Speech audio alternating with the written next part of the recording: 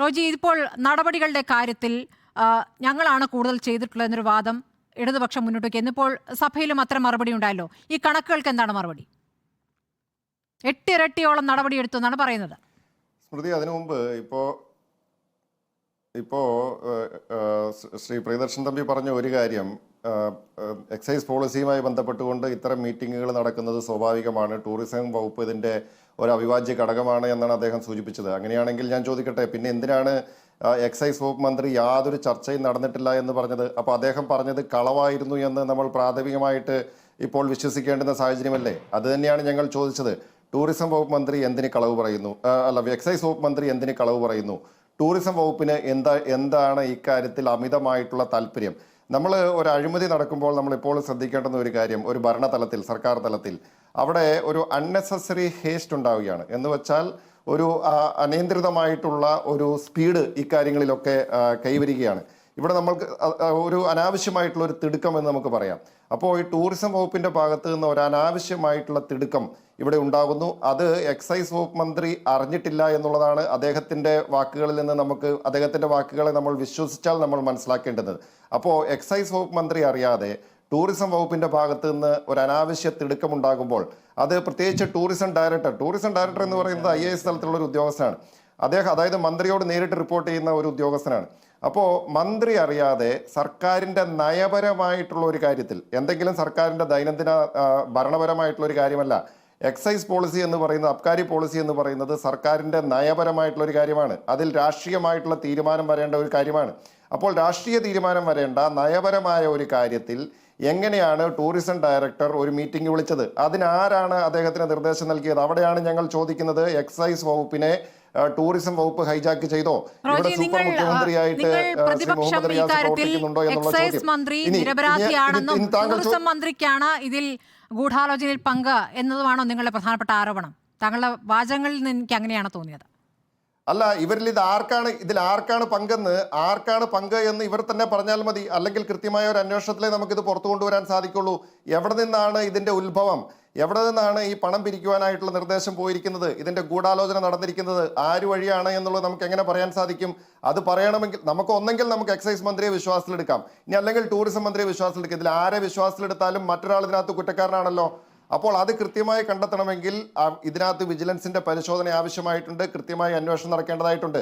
ഇനി സ്മൃതി ചോദിച്ച ചോദ്യത്തിലേക്ക് ഞാൻ വരാം. കണക്കുകൾ സൂചിപ്പിച്ചു സ്മൃതി. ഞങ്ങൾ 2016 UDF ഗവൺമെന്റ് അധികാരത്തിൽ നിന്ന് പോകുമ്പോൾ അന്ന് 418 ബാറുകൾ പൂട്ടിയതിനെ സംബന്ധിച്ചിട്ടായിരുന്നു ഇവിടുത്തെ പ്രധാന ചർച്ചകളെല്ലാം. അതായത് മദ്യത്തിന്റെ ലഭ്യത ഘട്ടം ഘട്ടമായി കുറച്ചുകൊണ്ട് വരിക എന്ന ഒരു ലക്ഷ്യത്തിന്റെ ഭാഗമായിട്ടാണ് അവിടെ ബാറുകൾ പൂട്ടിയത്. ഇപ്പോൾ നമുക്ക് എന്താ കാണാൻ കഴിയുന്നത്? കേരളത്തിൽ ഇപ്പോൾ 800-ലധികം ബാറുകൾ ഇന്ന് തുറന്നു പ്രവർത്തിക്കുകയാണ്. രണ്ടാം പിണറായി സർക്കാർ മാത്രം ലൈസൻസ് കൊടുത്തിരിക്കുന്നത് 130 ബാറുകൾക്കാണ്. രണ്ടാം പിണറായി സർക്കാർ പുതുതായി ലൈസൻസ് കൊടുത്തത് 130 ബാറുകൾക്കാണ്. എന്ന് പറഞ്ഞാൽ കേരളത്തിൽ യഥേഷ്ടം ഇപ്പോൾ ബാറുകൾക്ക് ലൈസൻസ് ലഭിക്കുന്ന, അല്ലെങ്കിൽ ആവശ്യത്തിന് മദ്യം ഒഴുക്കാവുന്ന ഒരു സംവിധാനമാണ് ഇപ്പോൾ ഉള്ളത്. പണ്ട് പിണറായി വിജയന്റെ ഫേസ്ബുക്ക് പോസ്റ്റ് ഒക്കെ എൻ്റെ കയ്യിലുണ്ട്. അദ്ദേഹം UDF ഗവൺമെന്റ്, അന്ന് ഉമ്മൻചാണ്ടി ഗവൺമെന്റ് എക്സൈസ് പോളിസി വന്നപ്പോൾ അദ്ദേഹം ചോദിച്ചത് എന്താണെന്ന് അറിയാമോ? കൂടുതൽ ഹോട്ടലുകൾക്ക് ബാർ ലൈസൻസ് നൽകിയ തീരുമാനം മദ്യനിരോധനം സാധ്യമാക്കാനുള്ളതാണോ എന്ന് ഉമ്മൻചാണ്ടി വ്യക്തമാക്കണം. ഇങ്ങനെ കൂടുതൽ മദ്യശാലകൾ അനുവദിച്ചുകൊണ്ടാണോ ഘട്ടം ഘട്ടമായി മദ്യനിരോധനം നടപ്പാക്കുന്നത് എന്ന് അന്ന് ബഹുമാനപ്പെട്ട ശ്രീ പിണറായി വിജയന്റെ ഫേസ്ബുക്ക് പോസ്റ്റാണ്. ഇപ്പോൾ 130 ബാറുകൾക്ക് അധികമായിട്ട് പുതുതായിട്ട് ഈ ഗവൺമെന്റ് ലൈസൻസ് കൊടുത്തപ്പോൾ എന്താണ് കേരളത്തിന്റെ മുഖ്യമന്ത്രിക്ക് സൂചിപ്പിക്കാനായിട്ടുള്ളത്? അപ്പം ഘട്ടം ഘട്ടമായി മദ്യത്തിന്റെ ലഭ്യത കുറച്ചുകൊണ്ട് വരുന്ന നയമാണോ ഇപ്പോൾ സർക്കാർ സ്വീകരിക്കുക? അല്ലെങ്കിൽ മദ്യ വർജനമോ ആണോ ഇപ്പോൾ സർക്കാരിന്റെ നയമായിട്ടുള്ളത്? അപ്പോൾ അതവിടെ നിൽക്കുന്നു. രണ്ടാമത്തെ കാര്യം ഇവിടെ നമ്മൾ കാണേണ്ടത് എന്താണെന്നറിയോ? കേരളത്തിൽ ഇന്ന് നമ്മൾ കാണേണ്ട ഒരു സുപ്രധാനമായിട്ടുള്ളൊരു വിഷയമുണ്ട്. അത് മദ്യത്തിന്റെ കാര്യത്തിലായാലും മയക്കുമരുന്നിന്റെ കാര്യത്തിലായാലും ഇന്ന് കേരളം ലഹരിയുടെ ഒരു ഹബ്ബായി മാറിക്കൊണ്ടിരിക്കുകയാണ്. കേരളത്തിന്റെ പുതിയ തലമുറയൊക്കെ ഇന്ന് ലഹരിയുടെ വഴിയിലേക്ക് പോയിക്കൊണ്ടിരിക്കുകയാണ്. മയക്കുമരുന്നിന്റെ വ്യാപനം അതീവ ഗുരുതരമായിട്ട് ഇന്ന് സംസ്ഥാനത്തുടനീളം നടക്കുന്നു. ഏത് കുറ്റകൃത്യങ്ങൾ എടുത്ത് പരിശോധിച്ചാലും ആ കുറ്റകൃത്യങ്ങളുടെയൊക്കെ പിറകിൽ ലഹരി മാഫിയയുടെ ഇടപെടലുകൾ നമുക്ക് കാണാൻ സാധിക്കും. ഈ ലഹരി മാഫിയയ്ക്ക് രാഷ്ട്രീയ തലങ്ങളിലുള്ള ബന്ധം കേരളത്തിൽ അങ്ങോളം ഇങ്ങോളം ചർച്ചയായിക്കൊണ്ടിരിക്കുകയാണ്. ഭരണതലത്തിൽ ഉൾപ്പെടെ ഇവരുടെ ഇടപെടലുകളും ഇവരുടെ സ്വാധീനവും ഒക്കെ പല കേസുകളും ഇല്ലാതാക്കുന്ന വാർത്തകൾ റിപ്പോർട്ടർ TV-യിൽ, നിങ്ങളുടെ TV-യിൽ ഉൾപ്പെടെ നിരന്തരമായിട്ട് വന്നുകൊണ്ടിരിക്കുകയല്ലേ. അപ്പോൾ ഇന്ന് കേരളത്തിലെ ലഹരിയുടെ അമിതമായിട്ടുള്ള വ്യാപനം, ലഹരിയുടെ ഒഴുക്ക് അത് തടയുവാനായിട്ടുള്ള ഫലപ്രദമായിട്ടുള്ള ഒരു നടപടിയും സർക്കാരിന്റെ ഭാഗത്തുനിന്ന് ഉണ്ടാവുന്നില്ല.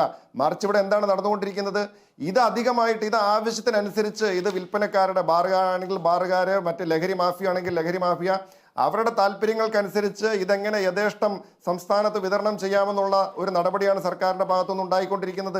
അതിൻ്റെയൊക്കെ ഭാഗമായിട്ടാണ് ഇപ്പോൾ അബ്കാരി പോളിസിയിൽ മാറ്റം വരുന്നതും നമുക്ക് പുതിയ ഡ്രൈ ഡേ ഒഴിവാക്കാമെന്ന് പറയുന്നതും ഇവിടെ അതിനാവശ്യമായിട്ടുള്ള പണപ്പിരിവ് നടക്കുന്നതും ഒക്കെ. അപ്പോൾ ഇത് സംബന്ധിച്ച് ഏത് കണക്ക് വേണമെങ്കിലും എടുത്ത് പരിശോധിക്കാം. ഏറ്റവും കൂടുതൽ ബാറുകൾ തുറന്നു പ്രവർത്തിക്കുന്നത് സംസ്ഥാനത്ത് ഏത് സർക്കാരിന്റെ കാലഘട്ടത്തിലാണെന്നുള്ള കണക്കുകൾ വേണമെങ്കിൽ നമുക്ക് പരിശോധിക്കാം. അപ്പോൾ ഇതെല്ലാം വ്യക്തമാക്കുന്നത് ഈ ഗവൺമെന്റ് ഇന്ന് ലഹരി സംസ്ഥാനത്ത് ഒഴുകാനുള്ള സാഹചര്യം ഒരുക്കിയിരിക്കുന്നു. അതിൻ്റെ ബെനഫിഷ്യറി എന്ന് പറയുന്നത് അതിനകത്ത് സർക്കാരിന് ലഭിക്കുന്ന ഇതുപോലുള്ള ക്യൂട്ട് പ്രോക്യോ എന്ന് പറയാം. എന്ന് വെച്ചാൽ സർക്കാരിന് ലഭിക്കുന്ന മറ്റ് ആനുകൂല്യങ്ങൾ അല്ലെങ്കിൽ ഈ പണപ്പിരിവൊക്കെ ഉൾപ്പെടെയുള്ള അഴിമതിയുടെ പണം അത് എത്തേണ്ടിടത്ത് എത്തുന്നു. കൊടുക്കേണ്ടവർക്ക് കൊടുക്കാൻ ചിലർ തയ്യാറായി നിൽക്കുന്നു. അത് മേടിക്കാനും എത്തേണ്ടിടത്ത് അത് എത്തുന്നുണ്ട് എന്ന് ഉറപ്പുവരുത്താനുമുള്ള ഒരു സംവിധാനം ഇവിടെയുണ്ട്. അതിനെതിരായിട്ടുള്ള ശക്തമായ അന്വേഷണം വേണം, കൃത്യമായിട്ടുള്ള നടപടികൾ വേണം. ഇതൊരു വിജിലൻസ് പരിശോധനയിൽ, വിജിലൻസ് അന്വേഷണത്തിലൂടെ അല്ലെങ്കിൽ ഒരു ജുഡീഷ്യൽ അന്വേഷണത്തിലൂടെ മാത്രമേ ഇത് പുറത്തു കൊണ്ടുവരാൻ സാധിക്കുകയുള്ളൂ. ക്രൈംബ്രാഞ്ചിന് ഈ കേസുമായിട്ട് ഒന്നും ചെയ്യാൻ കഴിയുകയില്ല. അഴിമതി നിരോധന നടക്കണം. സിറ്റിംഗ് ജഡ്ജിയെ കൊണ്ട് അന്വേഷിപ്പിക്കുന്ന കാര്യമൊന്നും നടക്കുന്ന കാര്യമല്ല. ഇനി അതല്ലാതെ നടക്കുന്ന ജുഡീഷ്യൽ അന്വേഷണങ്ങളുടെയൊക്കെ അവസ്ഥ എന്താ എന്നുള്ളത് നമ്മുടെ മുന്നിലുള്ളതല്ലേ? നിങ്ങൾ തൊട്ടതിനും പിടിച്ചതിനുമൊക്കെ ജുഡീഷ്യൽ അന്വേഷണം ആവശ്യപ്പെടുന്നത് എന്തുകൊണ്ടാണ് റോജി? ഞങ്ങൾ പറഞ്ഞല്ലോ, ഇതിനകത്ത് ഇത് അഴിമതി നിരോധന നിയമപ്രകാരം ഇതിനകത്ത് വിജിലൻസിന്റെ പരിശോധന നടക്കണം, വിജിലൻസിന്റെ അന്വേഷണം നടക്കണം. സമാന്തരമായിട്ട് ഒരു ജുഡീഷ്യൽ അന്വേഷണം നടത്താൻ സാധിക്കുമെങ്കിൽ സർക്കാർ ജുഡീഷ്യൽ അന്വേഷണത്തിന് ശുപാർശ ചെയ്യാൻ ധൈര്യമുണ്ടോ? ഞങ്ങളിന്ന് ചോദിച്ചല്ലോ നിയമസഭയിൽ. സർക്കാരിന് എന്തുകൊണ്ടാണ് അതിനകത്ത് മടിക്കുന്നത്? ഇവിടെ ഇത്തരത്തിലൊരു അന്വേഷണം നടക്കാതെ ഇതുമായി ബന്ധപ്പെട്ട അഴിമതിയുടെ എന്തെങ്കിലും ചുരുളുകൾ നമുക്ക് പുറത്തു കൊണ്ടുവരാൻ സാധിക്കുമോ? ഞങ്ങൾ എന്താ ചെയ്തത്? ഇവിടെ UDF ഗവൺമെന്റിന്റെ കാലത്ത് വലിയ വിവാദം ഉണ്ടാക്കിയല്ലോ. കെ മാണി സാറുമൊക്കെയായി ബന്ധപ്പെട്ടുകൊണ്ട് വാർക്കോഴ വിവാദം എന്ന് പറഞ്ഞുകൊണ്ട് എന്തെല്ലാം നാടകങ്ങൾ കേരളത്തിന്റെ തെരുവിൽ നടക്കുകയുണ്ടായി. നിയമസഭയ്ക്കകത്ത് എന്തെല്ലാം കോലാഹലങ്ങൾ ഉണ്ടായി. സ്പീക്കറുടെ ചെയറും കമ്പ്യൂട്ടറും ഒക്കെ ഉൾപ്പെടെ തല്ലിപ്പൊളിച്ച് ഈ ബാർക്കോഴ വിവാദത്തിന്റെ പേരിലല്ലേ.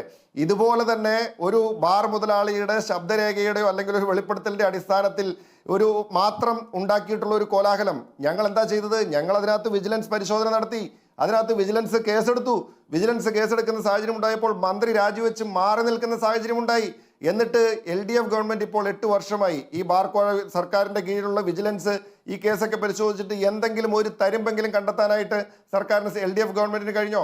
അപ്പൊ UDF ഗവൺമെന്റിന്റെ കാലത്ത് ഉയർന്നു വന്ന ബാർക്കോഴ വിവാദത്തിൽ യാതൊന്നുമില്ല എന്ന് ഇപ്പോൾ വെളിവായിരിക്കുകയാണ്. കാരണം ഒന്നും കണ്ടെത്താനായിട്ട് ഈ സർക്കാരിന് കഴിഞ്ഞിട്ടില്ല. അപ്പോൾ അന്ന് വിജിലൻസ് അന്വേഷണം വേണമെന്ന് ആവശ്യപ്പെട്ട ആളുകൾ, അന്ന് മന്ത്രിയുടെ രാജി വെക്കണമെന്ന് ആവശ്യപ്പെട്ട ആളുകൾ എന്തുകൊണ്ടാണ് ഇന്നൊരു വിജിലൻസ് അന്വേഷണത്തിന് മടിക്കുന്നത്? എന്തുകൊണ്ടാണ് ജുഡീഷ്യൽ അന്വേഷണത്തിന് മടിക്കുന്നത്? എന്തുകൊണ്ട് മന്ത്രി, ഉത്തരവാദിത്തപ്പെട്ട മന്ത്രി മാറി നിന്നുകൊണ്ട് ഒരു അന്വേഷണത്തെ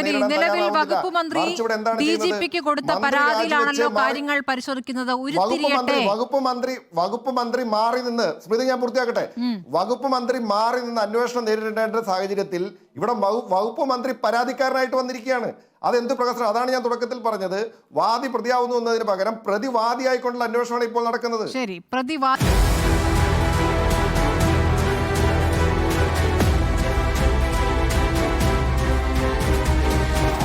ഡിബേറ്റ് വിത്ത് സ്മൃതി പരുത്തിക്കാട്.